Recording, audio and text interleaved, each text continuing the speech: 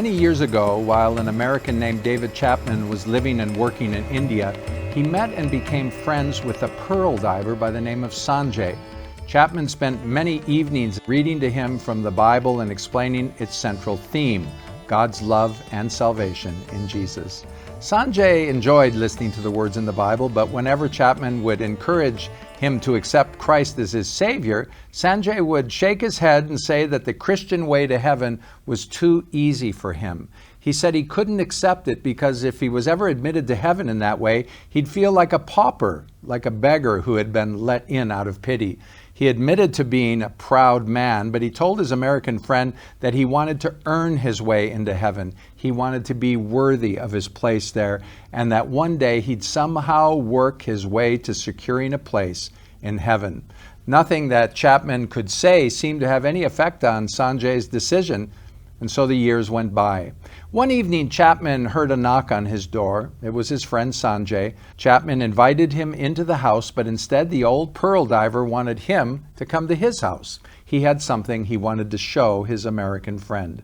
Chapman agreed to go, and as they got close to his cabin, Sanjay said that he'd be leaving in a week to start working to earn his place in heaven. He told Chapman that he was going to be leaving for Delhi and that he'd be crawling to Delhi on his knees.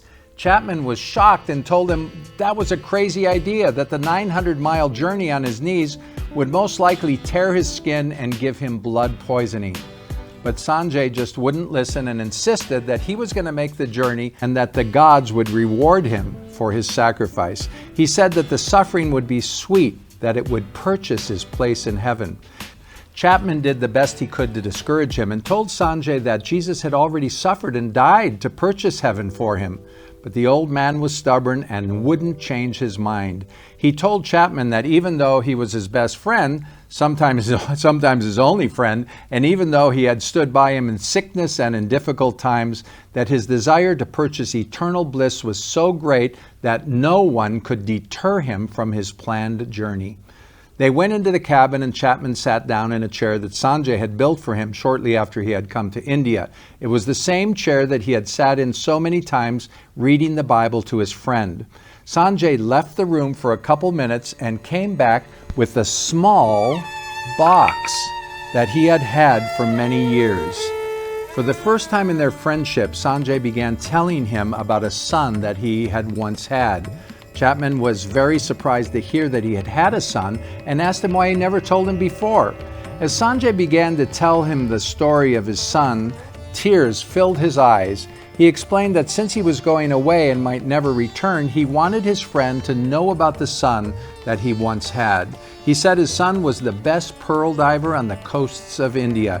He had the swiftest dive, the keenest eye, the strongest arm, and he could hold his breath longer than any of the other divers. Sanjay's son always dreamed of finding the perfect pearl, the one that was finer than all the other pearls. And one day he found it. But in diving for that perfect pearl, he stayed underwater too long and died soon after he got to the surface. That pearl cost him his life. As he was telling the story about his son, Sanjay bowed his head for a moment and his whole body shook. He told Chapman that he had been holding on to this pearl that his son had found for many years.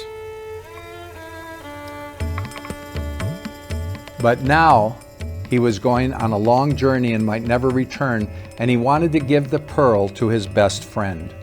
When he gently took the pearl out of the box, he showed the mammoth pearl and placed it in Chapman's hands. It was one of the largest pearls ever found off the coast of India, and it glowed with a luster never seen in cultured pearls. It could have easily sold for a huge amount of money in any market. When Chapman saw the pearl, he was speechless. He could see that the pearl was perfect. And at that moment, Chapman was struck with a thought. This was the very opportunity that he had prayed for to help Sanjay understand the value of Jesus' sacrifice. He said, "Sanjay, this is such a wonderful pearl, an amazing pearl. Let me buy it from you. I'll give you $10,000 for it." "What? What do you mean?" Sanjay asked him. Sanjay stiffened his whole body and said, "This pearl is beyond price. No man in the world has money enough to pay for what this pearl is worth to me. $1 million couldn't buy it. I will not sell it to you. You can only have it as a gift. Chapman told Sanjay that he couldn't accept it without paying, that it was too valuable. He insisted on paying for it, working for it. Sanjay was stunned and said, "You don't understand at all. Don't you see? My only son gave his life to get this pearl, and I wouldn't sell it for all the money in the world. It's worth the lifeblood of my son. I can't sell it to you, but I can give it to you. Just accept it as a token of the love I have for you." Chapman was pretty choked up for a minute and was silent. Then he took the hand of the old man and said, "Don't you see? My words are just what you've been saying to God all this time." Sanjay took a long look into Chapman's eyes and slowly began to understand. God is offering salvation as a free gift. It's so great and priceless that no man on earth can buy it.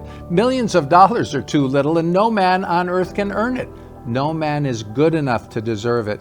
It cost God the lifeblood of His only Son to gain entrance for you into heaven. In 1,000,000 years and 100 pilgrimages, you could never earn that entrance. All you can do is accept it as a token of God's love for you, a sinner. Chapman finally told Sanjay that he would accept the pearl in deep humility and asked Sanjay if he also would accept God's great gift of heaven too, knowing that it cost God the death of His Son to offer it. Tears rolled down the old man's cheeks, and the veil that had clouded his understanding was beginning to lift, and at last he understood that some things are too priceless to be bought or earned. Sanjay eventually accepted Jesus as his Savior and got his entrance to heaven. How very rich God's kindness is, as shown in all He's done for us through Jesus Christ. Because of His kindness, we've been saved through trusting Christ. And even trusting is not of ourselves. That too is a gift from God. Salvation is not a reward for the good that we've done, so none of us can take any credit for it. It is God Himself who has made us what we are and given us new lives through His Son, which brings us to our verse for the day, which is found in chapter 2 of Ephesians, verses 8 and 9, which say, "For by grace are ye saved through faith, and that is not of your own doing. It is the gift of God, not a result of works, so that no man may boast."